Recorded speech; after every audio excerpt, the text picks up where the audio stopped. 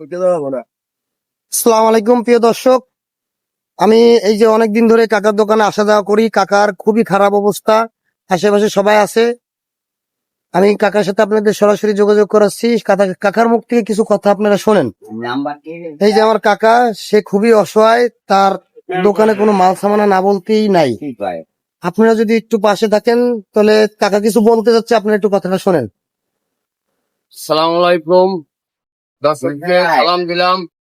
ভাই, আমি খুব অসহায় লোক, আমার কোনো ছেলে মেয়ে সন্তান নাই, আমি খুব অসহায় বেঁচে আছি। ভাই, আমাকে একটু সবাই মিলে আপনারা সাহায্য করেন যাতে আমি বাঁচতে পারি। এই সামান্য একটু চার দোকান দিয়ে যাই এই রাস্তার পাশে, সেই হিসেবে আপনারা আমার হেল্প করবেন।